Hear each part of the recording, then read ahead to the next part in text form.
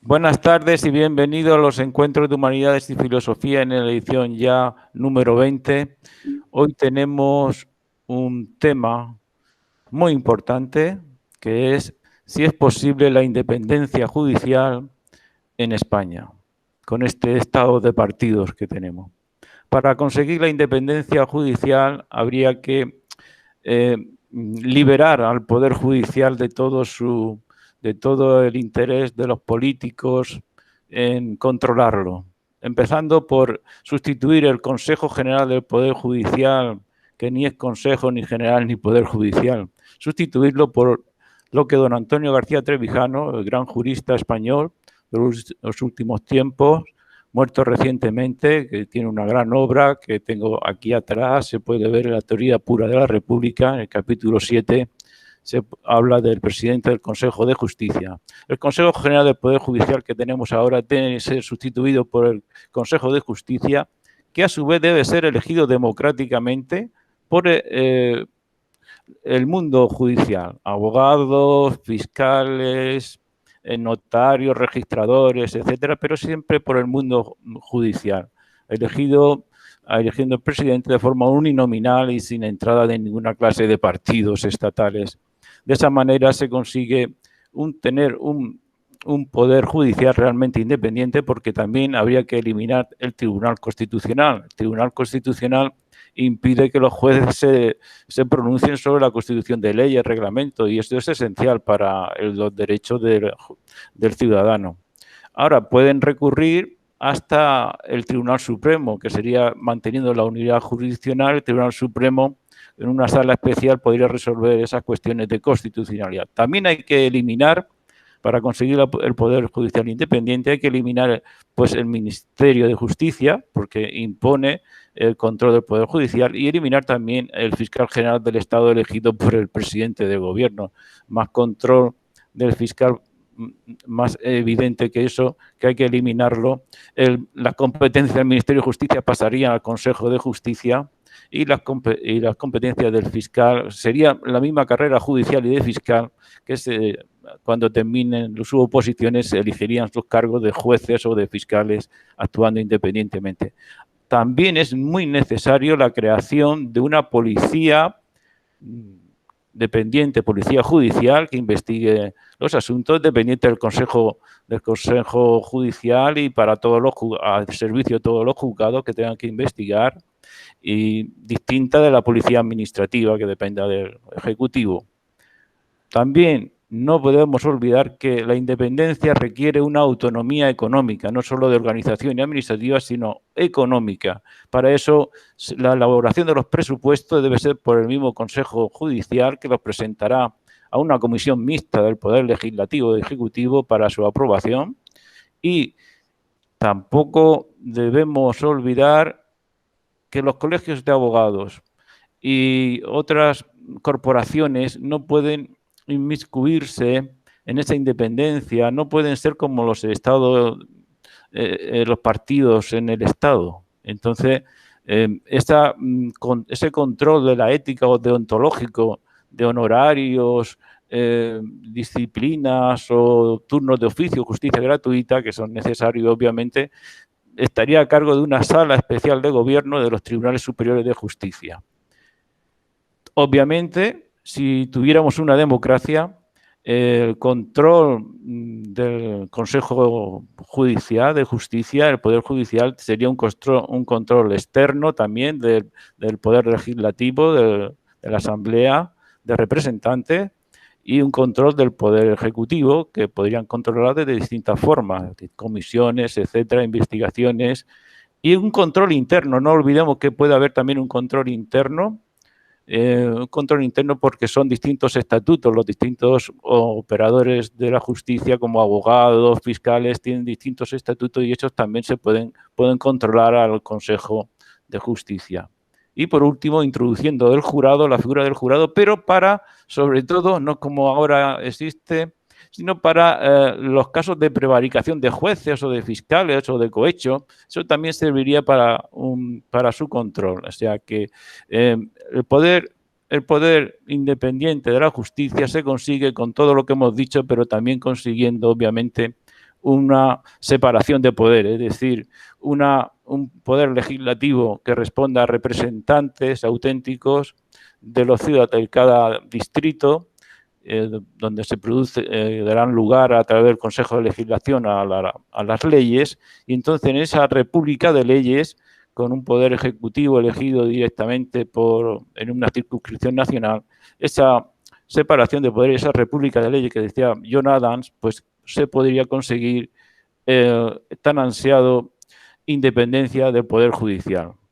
Para hablar de toda esta situación, que independencia judicial que no tenemos, pero que es posible, siguiendo lo que hemos dicho así resumido, tenemos a un autor, discípulo principal de don Antonio García Trevijano y autor de este libro que acaba de salir, La justicia en el estado de partido, que recomiendo, que tiene un gran prólogo de don Dalmacio Negro Pavón.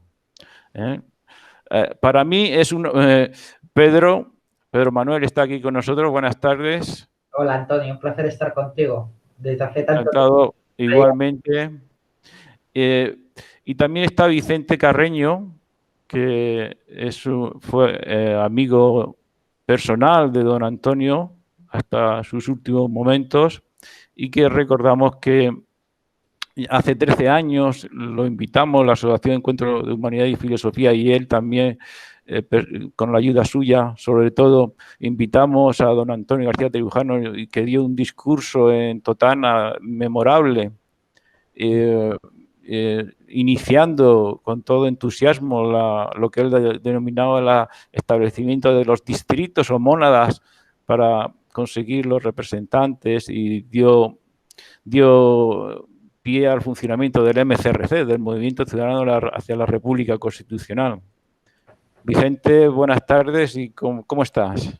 Hola, muy buenas tardes, amigo Antonio, amigo Pedro Manuel y amigos televidentes, los que conectéis luego y nos veáis. Un saludo cariñoso y entrañable desde Totana, y aquí os pongo precisamente sí. el tríptico con el que en su día, el día 19 de abril de 2007, anunciamos la conferencia magistral, el discurso memorable, como has dicho, que pronunció don Antonio en el Centro Cultural La Cárcel de Totana. Lo que había sido una cárcel de partido judicial, pues ese día se convirtió en el foro de la libertad política colectiva. Y don Antonio pronunció un discurso que fue memorable, que ahí queda escrito, lo recogen las cámaras de vídeo y lo recogen también por escrito en el Club Republicano 3, que lo tiene publicado en su tribuna, y es verdaderamente... Además, recuerdo entrañablemente cómo don Antonio llegó, se bajó del auto en la plaza del ayuntamiento, que estaba yo esperándole con mi esposa y mis hijos, y lo primero que hizo fue entregarme el discurso, eran 15 o 20 folios mecanografiados, y me dijo: Vicente, esto hay que fotocopiarlo. Y entonces mandé a mi hijo, que hizo 250 fotocopias y se repartieron todas. No quedó ni una. Sí. Fue lleno total, y es un lugar muy, muy grande. Fue precioso. Recuerdo, y luego el día siguiente tuvimos, la noche con él cenando. El día siguiente pronunció otra conferencia en el Instituto Prado Mayor de Totana, y luego estuvimos comiendo, en fin, fue precioso todo ello. Sí, creo que el discurso fue más bien en tema de la separación de poderes. No sé si entró mucho en esto de la independencia del Poder Judicial. No, en aquella ocasión se centró... Por eso digo que Pedro Manuel González es que ha completado, yo creo que ha completado con este libro, ha completado con ejemplos claros como Garzón, el juez Garzón, ¿no? El juez que surge del estado de partido. O los casos de Botín, las doctrinas esas tan raras que se inventa el Tribunal Constitucional, se inventa dos, como la tutela judicial reforzada que quisiéramos para todos, ¿no? Sí. Pues podemos empezar por donde quieras, Pedro, sobre Bueno, pues el juez Garzón, por ejemplo. ¿Cómo es el ejemplar del juez Garzón para todos los jueces de España? Porque Marchena, por ejemplo, ahora también hubo ahí ¿no? sus... el tema es, hombre, es el signo de los tiempos, ¿no? En cada momento surge uno así. Garzón yo en el libro lo escojo porque además, bueno, también a través de don Antonio tuve conocimiento personal del personaje, ¿no? De cómo se la gastaba. Y la verdad es que encarnaba el prototipo de lo que no debe de ser un juez, ¿no? Del ejemplo de lo que es el fruto de la judicatura en el estado de los partidos. Por ejemplo, un juez que contemporiza los tiempos conforme a su particular interés en la política, saliendo de la política, volviendo al mismo puesto de destino para tomarse venganza cuando no ha obtenido los frutos personales que buscaba, cómo es un fruto también de la sociedad espectacular que también describía Antonio, ¿no? En definitiva, cómo es el uso del poder malentendido, pues son fines que no corresponden y que son absolutamente espurios, ¿no? Entonces, la figura de Garzón personifica quizás todo aquello, ese caldo de cultivo en el que florecen personajes como este cuando la justicia se encuentra sometida. Y cuando los jueces, que es el caso de Garzón, fíjate una cosa, Antonio, tan curiosa, es que ni necesitan los mecanismos de sometimiento que efectivamente existen para los que no sean disciplinados, sino que lo que yo llamo en el libro giransolear, que es saber antes de tiempo lo que tienes que hacer e incluso antes de que te lo digan para poder correr en el escalafón, ¿no? Es decir, si quieres medrar no necesitas ni siquiera ser coaccionado directamente o sometido, sino que ya sabes perfectamente lo que tienes que hacer. Si no, pues la consecuencia es que no te vas a mover el escalafón nunca. Mira, no es nada, por ejemplo, nada casual que en los casos en que un juez de instrucción, que por cierto se los quiere encargar ahora con la nueva reforma, con la reforma del enjuiciamiento criminal para acabar con cualquier atisbo de independencia, ya no institucional, que no existe, sino personal, de jueces y magistrados, que sean cuando están en sus últimos momentos y en los escalafones más bajos de la judicatura, cuando realmente actúen con mayor libertad. Fíjate, por ejemplo, el ejemplo de lo contrario de Garzón, del juez Castro, en el caso Sonós, que era un juez que estaba ya de vuelta, que estaba ya para jubilarse. En ese momento dijo, bueno, pues ya para lo que me queda dentro, pues como dice escatológicamente el dicho, ¿no? Sí, por lo menos aplico el artículo 117, le voy a dar valor al 117 de la Constitución. Claro. Bueno, y eso es, ¿no? En definitiva, que era lo que tú me preguntabas, es el símbolo de lo que produce, del tipo de juez que produce este estado de partidos. ¿Y el caso Botín, qué te parece? También lo mencionas en el libro. Sí. Como ejemplo de distinto trato según sea sí, es lo que yo ciudadano. Llamo, que se sustituye el principio indubio pro reo, ¿no? Sí. Por el indubio pro creso. Realmente es lo que ocurre, ¿no? Pero que pasa a ser jurisprudencia incluso ahora para el rey emérito o algo así, ¿no? Sí, ¿no? E incluso aún más se viene a consolidar en la propia reforma también que hemos apuntado antes de la ley de enjuiciamiento criminal, se viene a incorporar, a positivizar esa circunstancia, que es ni más ni menos que enervar la acción popular para la apertura de juicio oral, para el enjuiciamiento. Es decir, que si el fiscal no presenta acusación y no hay acusación particular directamente afectada por el delito, la mera proposición de la acción popular personada no sea suficiente para la apertura del juicio oral. Es decir, enerva la posibilidad del ejercicio de la acción penal por la acción popular. Esto tiene particular importancia en los delitos más graves, en los que no existe un afectado, en el que se pueda personar como acusación particular, sino aquellos delitos que tienen un bien jurídico colectivo o al menos abstracto, en el que se hace especialmente importante la necesidad de una acción popular que ejerza la acusación pues, contra los autores de este tipo de delitos, que suelen ser cargos públicos, por otra parte. Imagínate que el fiscal general es puesto por el presidente del gobierno. El mismo Pedro Sánchez lo dijo en una entrevista hace poco, ¿no? No, si ¿quién pone al fiscal general? O sea, no sé, ya no se corta en decir la verdad de la falta de independencia de la justicia en España. No, eso es una de la audacia de Pedro Sánchez. Yo quiero reseñar que quizás sea lo único positivo que tiene en tanto. Desde luego nos enseña descarnadamente cuáles son las raíces de la lógica jurídica y de la lógica política de este estado de partidos, ¿no? Y repasando, Pedro, perdona, repasando, por ejemplo, este capítulo que he hecho antes mención de Trevijano y la importancia de los ciudadanos y cuándo los justiciables tienen que ser tratados, el mismo Trevijano en la página 547, en la página 547 de su Teoría Pura de la República, hace mención que se debe hacer, igual que una jurisdicción laboral y social, se debe hacer, exactamente dice, no existe jurisdicción especial para resolver los conflictos causados por los abusos de las grandes empresas, de sectores financiero, industrial, comercial o mediático, etcétera, o de bancario, en los contratos civiles, entre desiguales en potencia.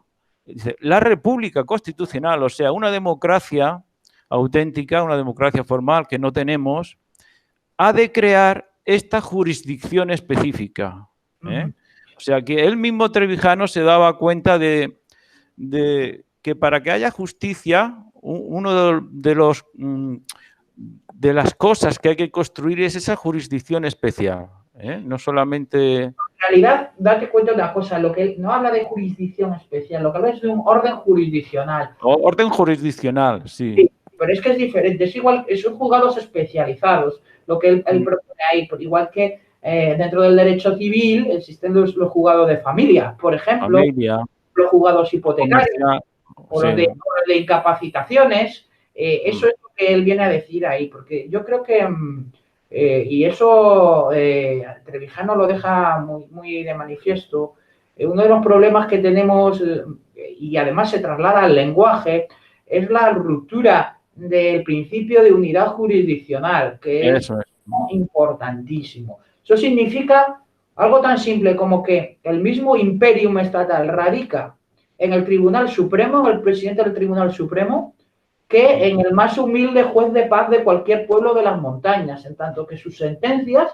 son igualmente ejecutables y con la misma intensidad, con la misma fuerza del Estado. Eso es la unidad de jurisdicción, ¿no? Y esto se quiebra en el mismo momento en que tú extraes, como has dicho muy bien antes, la cuestión de la discusión de la constitucionalidad de las leyes a cualquier juez y se las reservas a un órgano especializado. Ahí te has cargado automáticamente ese importantísimo principio de unidad de jurisdicción, ¿no? Y esto es algo muy importante. Y fíjate cómo en algún programa con Antonio, Radio Libertad Constituyente, lo poníamos de manifiesto cómo se traduce al lenguaje, hasta en la propia manera de denominar los órganos, porque se sigue hablando de Audiencia Provincial de Madrid, se sigue hablando de Tribunal Superior de Justicia de Madrid, de Cataluña, cuando en realidad debían de ser Tribunal Superior de Justicia en Madrid, Tribunal Superior de Justicia en Barcelona. Entonces, Audiencia Provincial de Madrid sí se puede decir mejor porque hace referencia a un ámbito temporal espacial de competencia. Pero en realidad es una jurisdicción única con distintas atribuciones de competencias, ya sean territoriales, objetivas o por razón de la materia. Pero eso te lo cargas en el momento en que sacas lo más importante de todo, que es el control de constitucionalidad de esa jurisdicción. Entonces ya no hay unidad de jurisdicción. Entonces ya hay un tribunal especial. Eso es que prohíbe precisamente la Constitución del año 78, contradiciéndose una vez más internamente. Sí. Sí, pues bien, vamos a empezar entonces con la politización de la justicia, cómo es posible y su cruz, porque son cara y cruz de lo mismo, ¿no? La judicialización de la política y la politización de la justicia. Sí, mira, sí, esto tiene... Empiezas tu libro lo empiezas de esta manera, ¿no? Sobre este tema, ¿no? Sí, sí, bien, en realidad, como tú dices, son dos caras de una misma moneda. ¿Y por qué? ¿Por qué se producen esos dos fenómenos, la politización de la justicia y la judicialización de la política? Pues sencillamente porque como no existe separación de poderes, es absolutamente imposible distinguir objetivamente dónde empieza una cuestión política y dónde empieza una cuestión meramente judicial. La judicialización de la política es resolver en terreno judicial lo que tenía que ser resuelto en terreno político. Por eso los partidos tienden a querellarse recíprocamente cuando lo que debían de someterse es al tribunal de la opinión pública a la hora de que los políticos resuelvan esas contiendas que no deben de salir de ahí. Y sin embargo, la judicialización, perdón, la politización de la justicia es el fenómeno inverso. Sabedores de que se van a solucionar sus cuitas en la vía judicial, pues lo que tratan es de controlar esos órganos judiciales para sacar posición de ventaja y ganar esa batalla que nunca debió de salir de la arena política. Yo siempre pongo un ejemplo y creo que también lo hago en el libro, que es lo que ha pasado en todo el tiempo de la Andalucía del PSOE, la Andalucía de los PER, la Andalucía de Chávez, en el que la máquina continuaba, la pisonadora partidocrática, mientras decían, a mí no me dicen nada en los juzgados y tribunales. Yo lo estoy haciendo bien y se autojustificaban de esa manera. Como si no existiese responsabilidad política. Porque es absolutamente imposible discernirla cuando no existe justicia independiente y cuando, como te digo, no existe tampoco separación de poderes. Es absolutamente imposible discernirlo. Entonces, el resultado que tenemos, pues, son cuestiones como las que vemos, son auténticas querellas de orden político. Se pueden llegar a ver aberraciones tan grandes como que cuando se investiga la corrupción del Partido Popular, pues el propio Partido Popular se pretenda personar como actor popular contra sí mismo, ¿no? O sea, son paradojas que no son tales si nos damos cuenta y vamos a la raíz del problema, que es esa falta de independencia judicial. Bien, luego seguidamente habla del Consejo General del Poder Judicial, ¿no? Que ni es consejo, ni es general, ni es poder judicial. Eso es. Que ahora está también de moda ahora porque quieren hacer una ley, ¿no? El PSOE y Unidas Podemos para rebajar el número de parlamentarios para elegir al Consejo General y nombrarlo. Sí, ayer hemos comentado... Y lo consideran como más democrático. Sí, claro, bueno, pero eso es porque no saben ni lo que es la democracia ni lo que es la independencia judicial, ¿no? El viernes pasado, y lo comentaba ayer, un periódico asturiano que se llama El Comercio publicaba un artículo muy interesante sobre esto, que era, bueno, de verdad que era un paseo por la galería de los horrores de la partidocracia en la que realmente comentaba todo esto que me dices. Al fin y al cabo, los jueces, lo realmente a mí que me preocupa de todo esto no es que los políticos intenten poner a los jueces, que es una tendencia natural y solo institucionalmente se puede remediar, sino que el gesto de valentía más impresionante que puede hacer el presidente del Consejo General del Poder Judicial, que a la sazón, y esto es lo más importante, es el presidente también del Tribunal Supremo, es decir, que quiere leer un informe en el Parlamento. Sí. Esa es la valentía torera que arrojan nuestros togados, ¿no? O sea, que decir, entonces dices, madre mía, estamos realmente mal, porque si ese gesto o ese grito por la audiencia, por la independencia de la justicia se limita a que quieren hacer un informe y leerlo en el Parlamento, lo cual además significaría un gesto de subordinación, pues realmente eso es lo que a mí más me preocupa, ¿no? Sí, el carácter servil que tiene todos los magistrados y altos jueces en nuestro país respecto al político. Por arriba, porque yo también quiero, siempre lo digo y mostrar mi admiración sentida hacia la labor de los jueces, de juzgar a tus conciudadanos, que es una labor ardua, generalmente mal retribuida y que no resulta socialmente reconocida, ¿no? Y que además lleva muchos años de estudio y de preparación. Esto hay que decirlo. Ahora, el problema está por arriba. Y cuando tú más subes en el escalafón judicial, con mayores, digamos, lazos de dependencia te encuentras. Pero lo que es la justicia a nivel básica, ya te digo, la verdad es que las personas que la desempeñan pues merecen un respeto.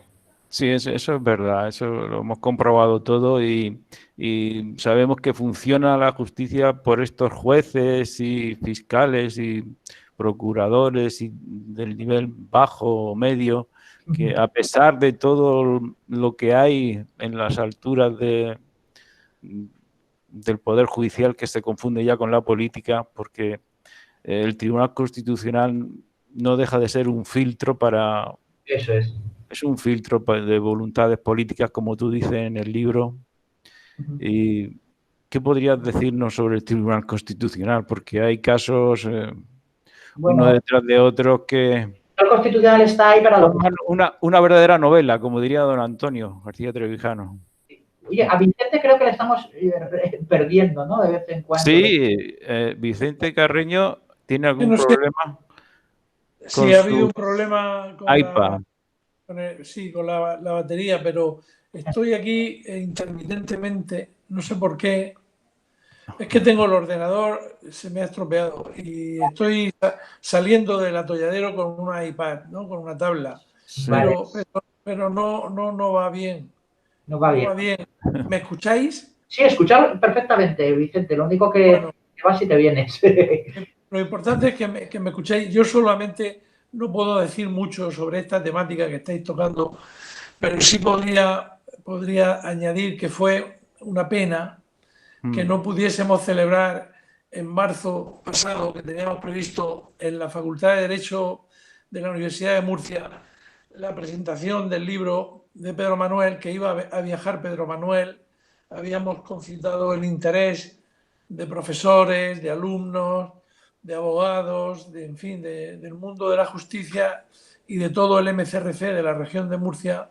Iba a ser un acto, un acontecimiento importante y no pudo ser porque fue precisamente el día en el que el presidente de la comunidad autónoma prohibió tajantemente la celebración de actos multitudinarios, ¿no? Y entonces inmediatamente el secretario general de la universidad mandó una nota a José Juan Martínez Navarro, que es el abogado que esta tarde no ha podido estar aquí, pero que fue el que hizo lo posible porque se celebrara, el que intermedió, consiguió el salón de grado de la Facultad de Derecho y todo, pero no pudo ser.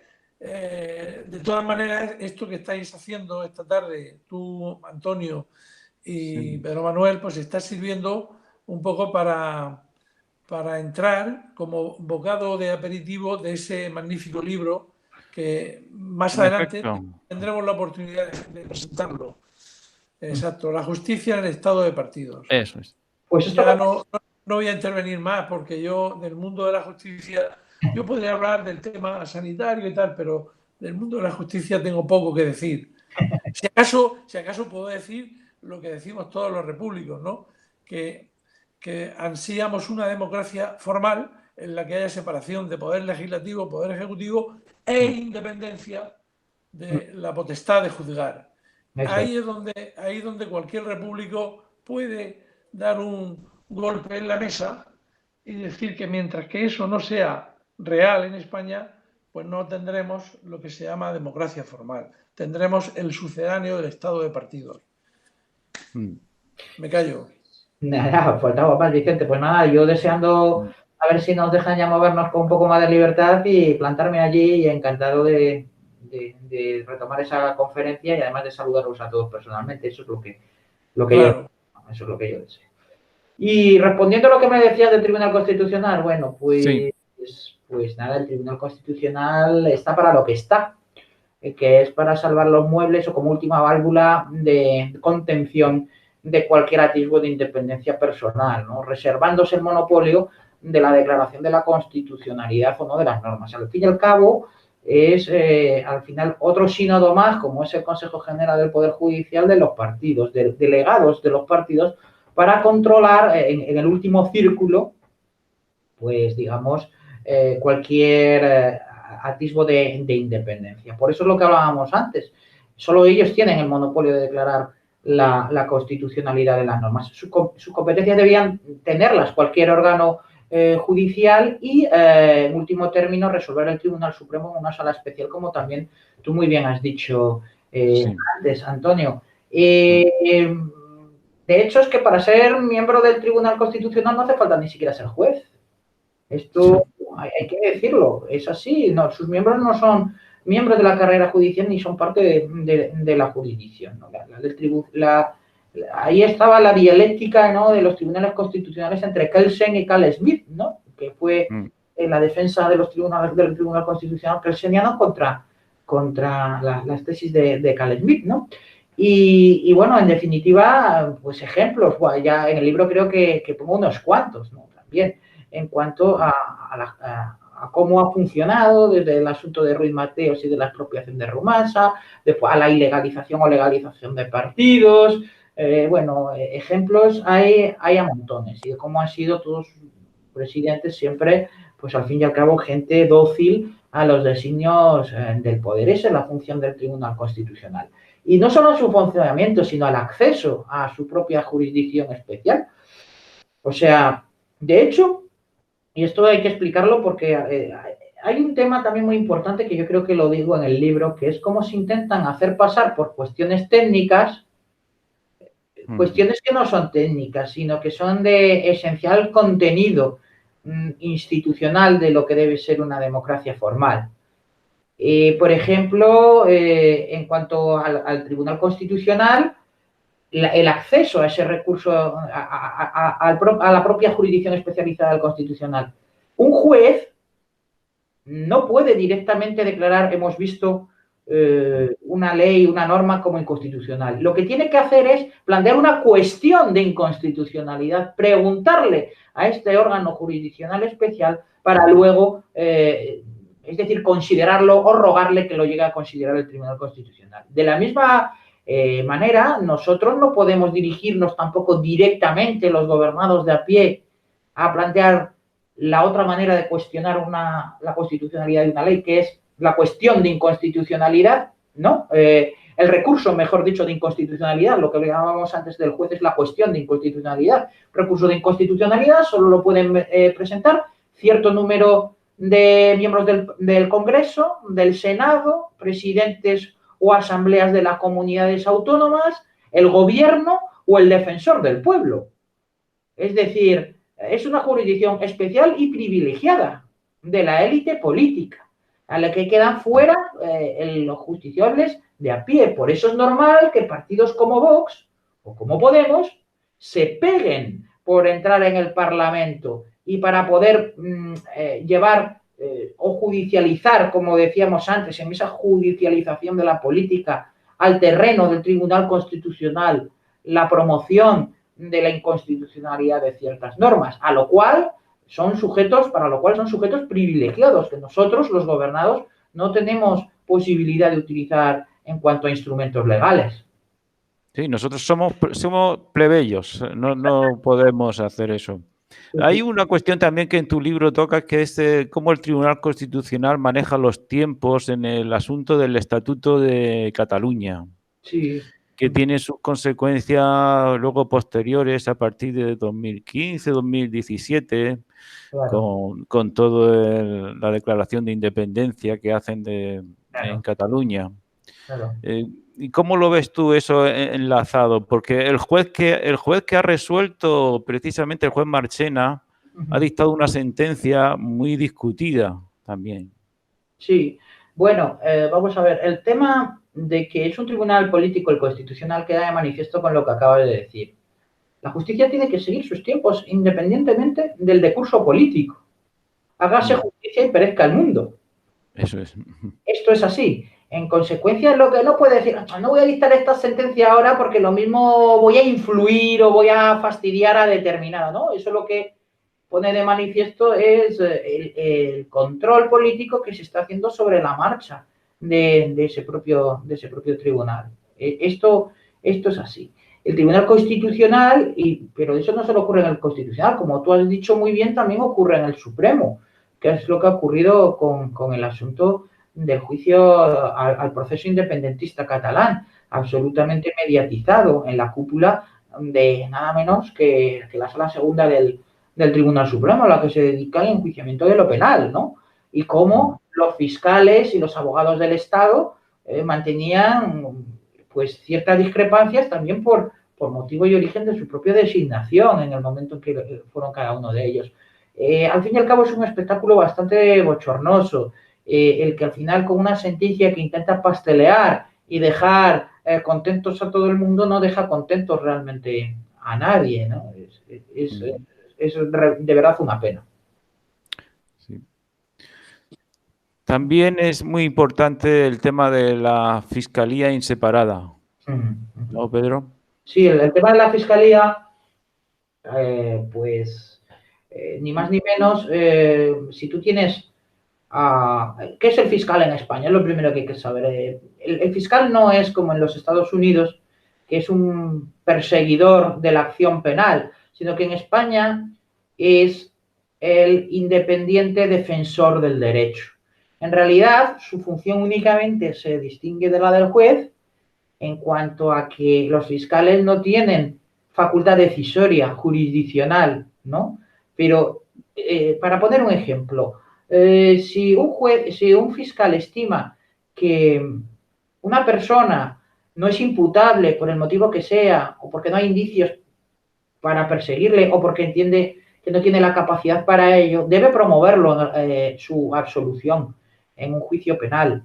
Sin embargo, en Estados Unidos siempre representa la acusación del Estado, el Estado contra el señor Smith, que vemos en las películas norteamericanas. No, eso en España no es así. Si el fiscal aprecia la inocencia de una persona en el juicio penal, debe decirlo en el procedimiento. Por eso decías tú, y efectivamente deben unirse realmente y no solo nominalmente la carrera fiscal y la justicia como puestos de destino. Ese es el motivo principal. Bien, pues si esto es así, si es el neutral defensor del derecho, ¿cómo narices se puede estructurar jerárquicamente a través de, o de arriba abajo, desde una Fiscalía General del Estado que resulta elegida a dedo por el Ejecutivo? Pues lo normal será que ese puesto lo ocupen siempre personas dóciles al gobierno. De hecho, cada gobierno lo primero que hace es sustituir al anterior fiscal general del Estado y poner al que es de su cuerda. Porque es una estructura jerárquica la de la Fiscalía del Estado, ¿no?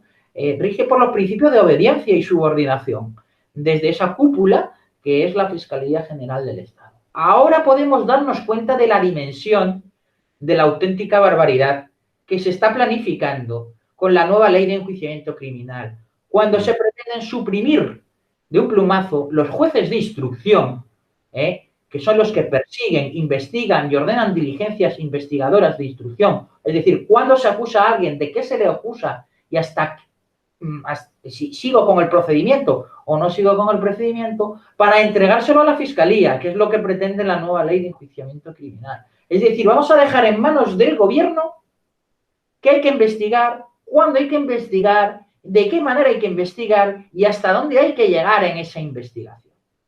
Por si se les escapaba algún juez de instrucción, que como digo, son pues donde menos se hace sentir las manos de los políticos, porque están en el nivel básico, pues ni eso va a quedar. O sea, es que no va a quedar ni rastro ni asomo de independencia judicial. Para que os hagáis una idea, donde el único orden jurisdiccional donde se está aplicando eso ahora, desde hace ya tiempo, es en la jurisdicción de menores.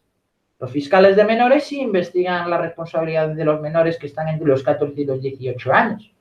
Y la verdad es que no funciona precisamente muy bien. Pero claro, ahí no importa, estamos hablando pues de una cuestión residual en el que la importancia social, quiero decir, o en el terreno de lo político es cero, ¿no? Estamos hablando del enjuiciamiento de menores.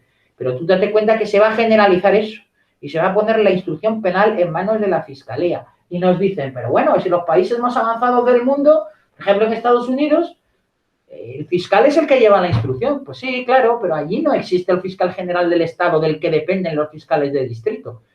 Y alguno, con muy mala uva, dice, sí, pero hay un fiscal general del Estado. Pero es que el fiscal general de los Estados Unidos no tiene nada que ver con el fiscal general del Estado en España. Para que nos hagamos una idea, el fiscal general en los Estados Unidos sería lo equivalente aquí al jefe de los servicios jurídicos del Estado, sería el jefe de los abogados del Estado, pero no la función jurisdiccional o cuasi jurisdiccional del fiscal en cuanto a su labor investigadora, que depende de los fiscales de distrito, que allí resultan elegidos por el mismo cuerpo electoral general que elige también al legislativo y al ejecutivo, a diferencia de España, por otra sencilla razón que no es asimilable, que es que mientras el derecho norteamericano, derecho anglosajón, es de creación eminentemente consuetudinaria, donde prevalece el precedente, es decir, se crea el derecho, el juez es creador del derecho.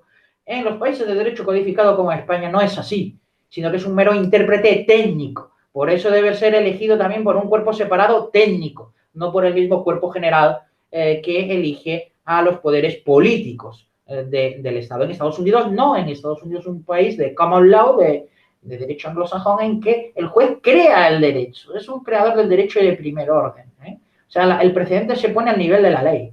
Ahí no ha habido proceso codificador como ha habido en la Europa continental, por ejemplo. Y por eso son esas diferencias de sistemas. Yo siempre lo digo que, a mí sabes que en el libro me gusta poner muchos ejemplos para que se vea fácilmente esto, ¿no? Que es como si cogemos una trucha y la metemos en el mar. Sí, los dos son los peces y los dos van por el agua, pero la supervivencia de uno necesita unas condiciones y la supervivencia del otro necesita otras. Pues meter instituciones del derecho consuetudinario en sistemas de derecho codificado nos dan resultados indeseados, como también lo que tú decías.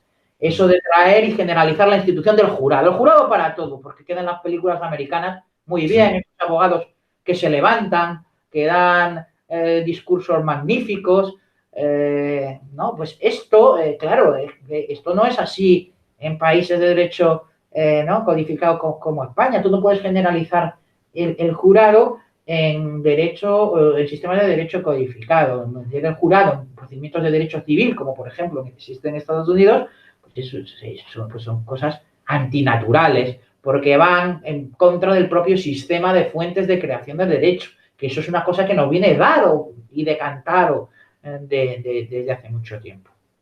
Se confunden las palabras, tergiversan las palabras, igual que ocurre, por ejemplo, en Estados Unidos, el Tribunal Supremo. Dice, no, es que en España con el estado de partido los políticos podemos elegir al Consejo General del Poder Judicial, porque en Estados Unidos el presidente también nombra a dedo a miembro del Tribunal Supremo, pero claro, olvidan que nombra a dedo para toda la vida del juez, del magistrado, que lo convierte totalmente en independiente. De hecho, 3 de los nombrados por Trump han votado en contra de los recursos que ha puesto Trump. O sea, el nombre está tergiversando, nos están engañando, igual que dicen, no, votamos y tenemos democracia, no, pero si la democracia no es solo votar, como puede decir Vicente, hay que tener poderes que se controlen entre ellos y poderes independientes. Están siempre jugando como el lenguaje orwelliano, ¿no? Como diría Dalmacio en esta situación. Claro, claro. Lo de la inamovilidad aquí, pues bueno, pues es, como ya sabes, eso es testimonial, ¿no? Los jueces, si quieren prosperar en el escalafón, ya saben lo que tienen que hacer.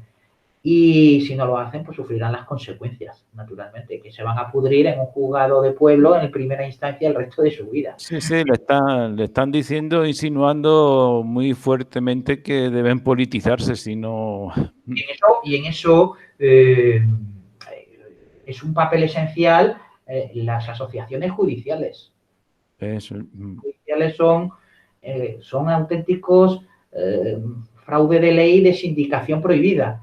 Es decir, son parasindicatos realmente detrás de los que se esconden los partidos políticos. Esto es así. Y todos saben, cuando van a hacer las listas de quiénes son el presidente del Tribunal Superior de Justicia, mira si es un vitorino, como le llaman a los de la Francisco de Vitoria, si es de jueces y juezas para la democracia, pues, y ahí los tienen matriculados. O sea, esa es la matrícula, llevan la divisa de la ganadería de la que son a la hora de ser designados.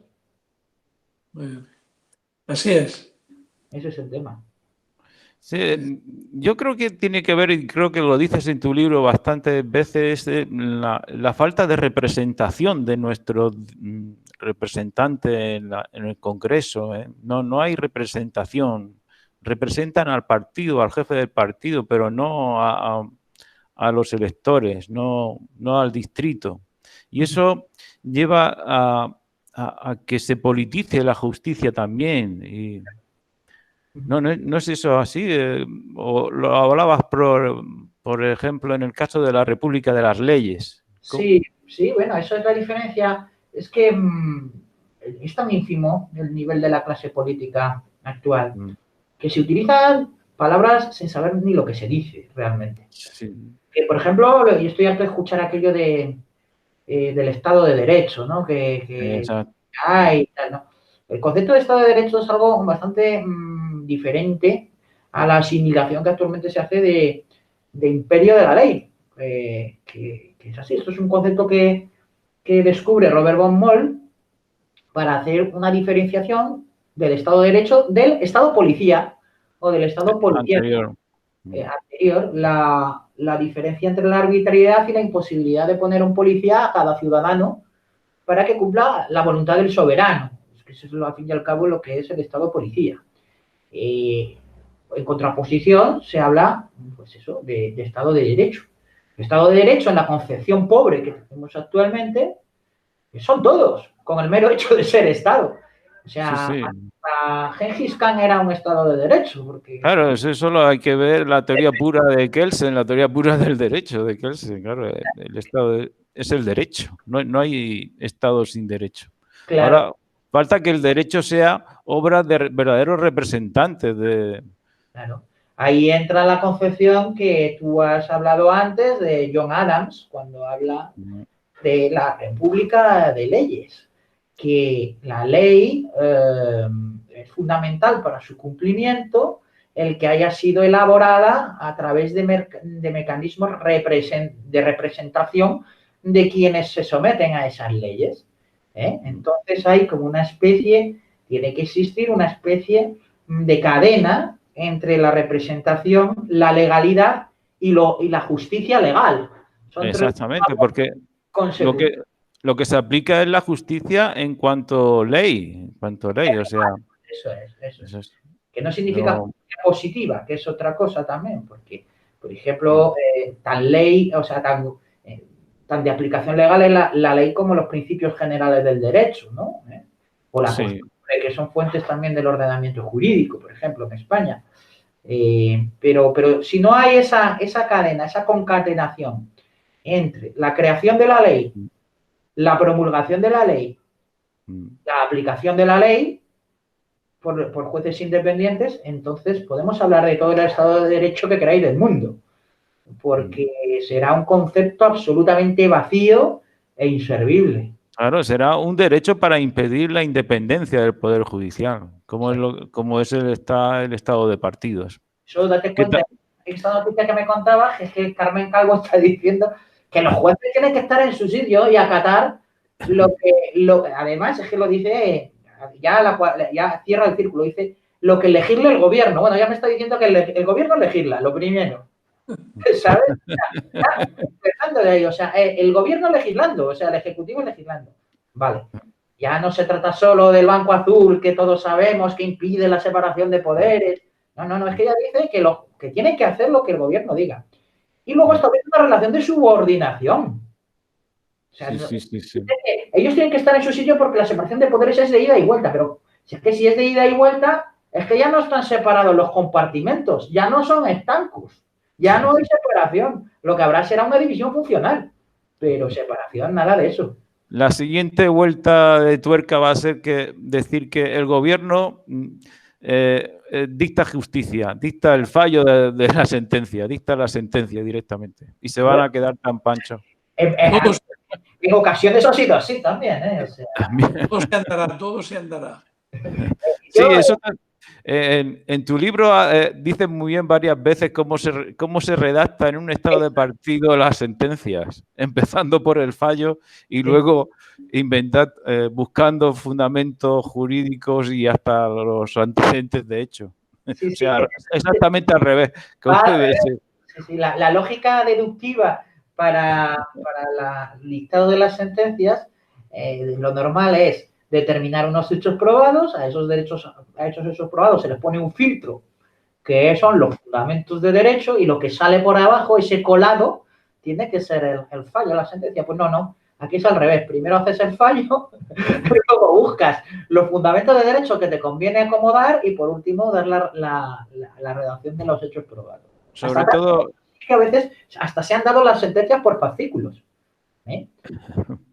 Primero te han anunciado el fallo y luego ya te han ido diciendo al Tribunal Supremo, esto es nuestro fallo. Ahora ya les notificaremos a ustedes cómo hemos llegado a esa conclusión, porque no lo tienen redactado.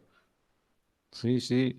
Y a veces se inventan, como hemos dicho al principio, se inventan cosas muy originales, como la tutela que no está en la llamada Constitución, tutela judicial reforzada o algo así. Eso es para botín y solamente. Sí, bueno, es realmente... Y aunque quede muy políticamente incorrecto decirlo, por ejemplo, con las leyes de género, lo que ha ocurrido con la constitucionalidad de las leyes de género, esto también pues ha sido una barbaridad y que obedece a modas. Cuando no hay separación entre lo ideológico, entre la justicia y lo político o la política, las modas políticas se traspasan a la justicia. Esto pasa así. Y ocurre con los temas de violencia, ocurre con lo que se convierte en lo que le dicen los horteras el foco de la opinión pública, ¿no? Pues eso se lleva a la justicia, ¿no? Es así. Bien, y para ir finalizando vamos a ver estas instituciones que tenemos que tener, como la Policía Judicial, y la que tenemos que suprimir, como sería el Ministerio de Justicia. Sí. ¿Por qué es tan importante una policía judicial para una justicia independiente? Bueno, pues vamos a ver.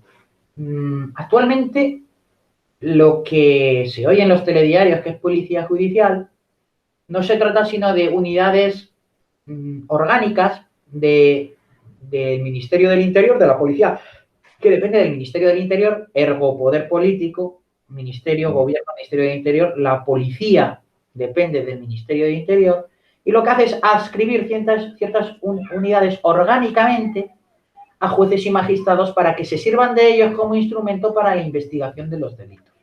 ¿De acuerdo?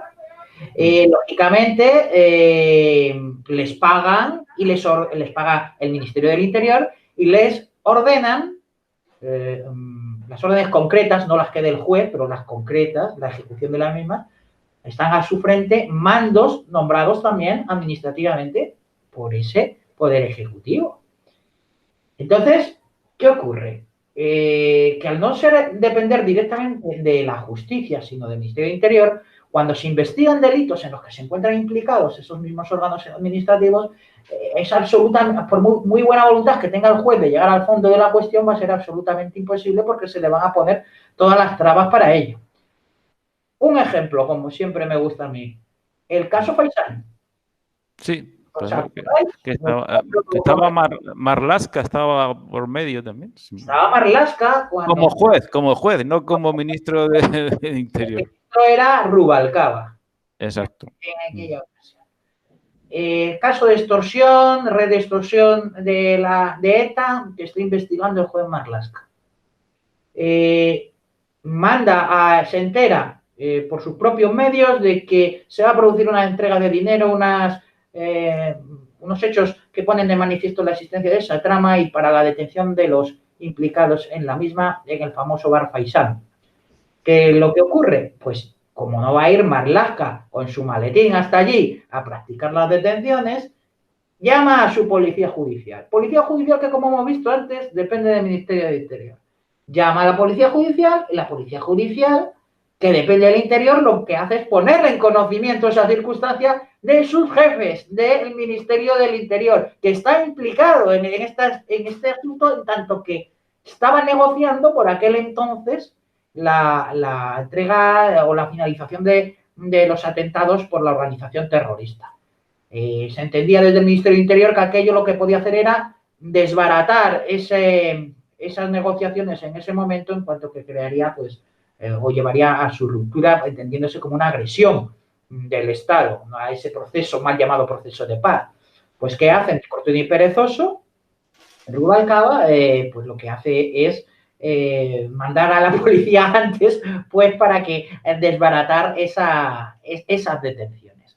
Esto no ocurriría jamás con una policía judicial independiente, que solo estuviera a la orden de jueces y magistrados y que ese Consejo de Justicia que tú decías antes les retribuyera directamente y les ordenara también en cuanto a sus mandos, pero que esos mandos dependieran de la justicia, no dependieran del Ministerio del Interior. Es decir, la creación de una auténtica policía judicial. Independientemente de la policía administrativa que está para... La policía administrativa estaría para la prevención y represión del delito y la policía judicial para la investigación del delito y de las diligencias que ordenaran los jueces una vez que se hubiera incoado un procedimiento penal. Y no tenemos esa policía judicial. No existe.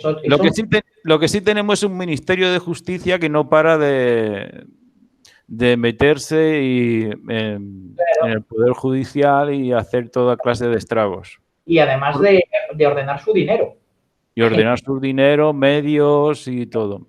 Pero ¿cómo vas a investigar al poderoso si el poderoso es el que te está dando los medios para que tú investigues? Esto es absolutamente imposible, imposible. Y hasta tal punto es así que ya no es solo lo tan evidente como estamos viendo tú y yo ahora mismo, sino que si bajas a lo más elemental o rascas un poquito más, te encuentras con barbaridades tan grandes como que la ejecución, el cumplimiento de las penas, dependen, primera instancia, o sea, la clasificación de un preso cuando entra a la cárcel, la progresión en grado, los permisos penitenciarios, no dependen de los jueces directamente, ni del Consejo General del Poder Judicial, sino del Ministerio de Justicia a través de la Dirección General de Instituciones Penitenciarias o de las consejerías que tienen transferida esa competencia. Ejemplo, de nuevo, lo que ha ocurrido con el tercer grado que ha tenido que revocar ahora el Tribunal Supremo a los 9 independentistas catalanes que estaban en la cárcel por delito de sedición, que naturalmente tenían esas competencias para dar ese tercer grado, la ejecución de la sentencia, tenía esas competencias la Generalidad de Cataluña y naturalmente las ha aplicado. Es que es así. No hay que olvidar que la justicia no solo es juzgar, es hacer cumplir lo que se juzga también. Y en esa parte de la tutela judicial la tiene arrebatada ese Ministerio de Interior o esas consejerías de las comunidades autónomas que tienen atribuida la competencia. Muy bien. Vicente, ¿quieres proponer, recordarnos lo que decía don Antonio García Trevijano para tener una democracia auténtica o formal? Sí. Bueno, lo que he comentado antes, ¿no? Separación de poderes en origen. Es decir, que el ciudadano español puede elegir, por un lado, en una circunscripción única de toda la nación, al presidente al jefe del Estado o al presidente del gobierno, ¿no? Para que comande el poder ejecutivo. Luego, de otra manera, que serían circunscripciones pequeñas en torno a 100, 120.000 habitantes, elección por sufragio universal, por mayoría absoluta y, si es necesaria, doble vuelta, de un diputado por distrito, ¿no? En candidatura uninominal y a doble vuelta, lo que he dicho. De manera que así tenemos dos poderes que se controlan recíprocamente yo me iré a dormir tranquilamente todas las noches porque sabré que el Ejecutivo está siendo controlado por el Legislativo y que a su vez el Legislativo tiene enfrente a un Poder Ejecutivo que ambos se tienen que mantener pues, en una pugna permanente, ¿no? Y luego, separadamente, pues un cuerpo electoral que conforma jueces, magistrados, abogados, profesores de facultades de Derecho, funcionarios de palacios de justicia, notarios, registradores, etcétera, todo el cuerpo que vienen a ser unas 80.000 personas en España, pues elegiría el Consejo de Justicia, de manera que no habría una actitud corporativa, ¿no? Sino que sería pues, un universo electoral rico, variado y de diferentes niveles, estratos profesionales, y sería maravilloso un Consejo de Justicia independiente, con su presupuesto independiente y su policía judicial independiente, ¿no? En fin, y ya termino diciendo que Pedro Manuel sería un buen maestro. Me gusta la palabra maestro más que la de profesor para una facultad de Derecho, ¿eh? Sería un buen enseñante para los futuros abogados, ¿no? Sería porque tiene claro muchas cosas que yo creo que muchos profesores de muchas facultades de Derecho no tienen claro, ¿eh? En torno a todo esto a la carta otorgada del 78 y tal, ¿no? Ahí yo creo que se patina mucho. Mucho. Sí. Don Antonio García Trevijano le decía que mucha de la culpa de por qué los jueces y el mundo judicial no protesta tanto, no se revela, es porque en las facultades de Derecho no se dice la verdad, no se dice la verdad. Claro. Se confunde, tergiversa, se comparan cosas que no tienen comparación, ¿no? Se creen que la palabra derecho ya lo dice todo, que la simple división de funciones equivale a la separación de poderes, que el pacto, por el que dicen también mucho Pedro Manuel en su libro, que el pacto por la justicia y el consenso ya es lo más democrático que podríamos, cuando es todo lo contrario.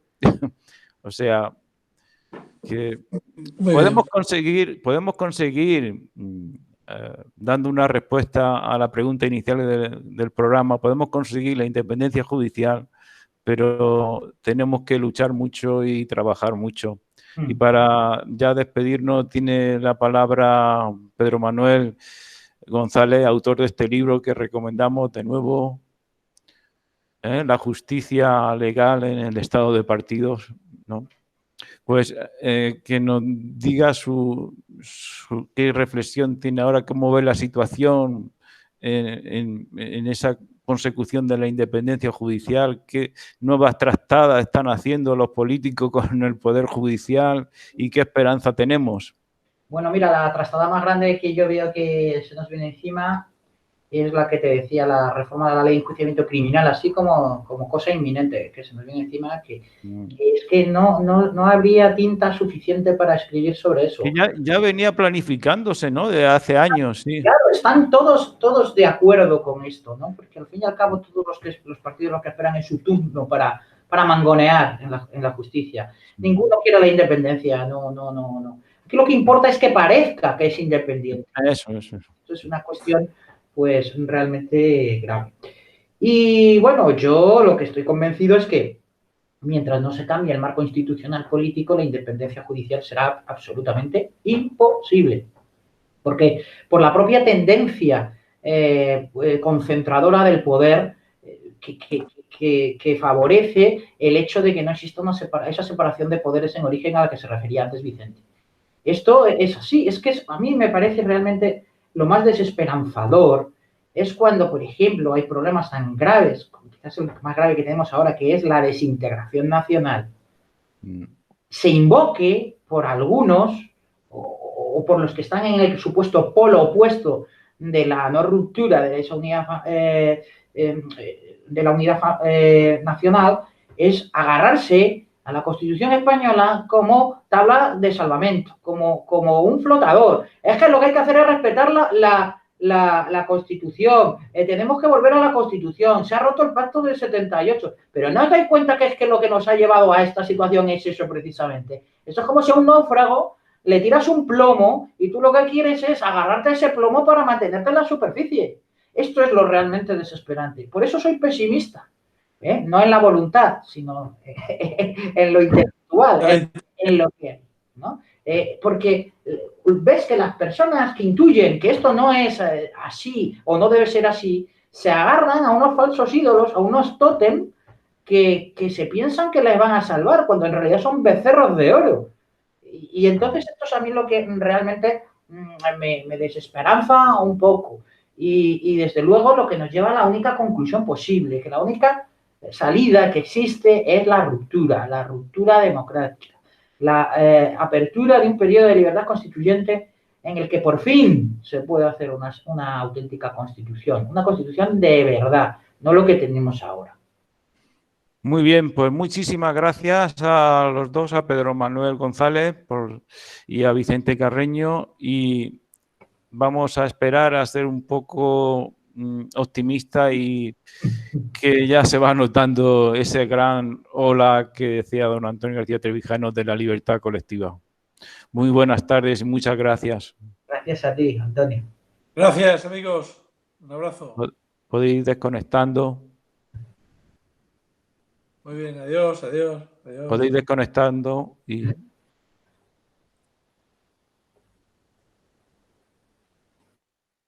Muy bien.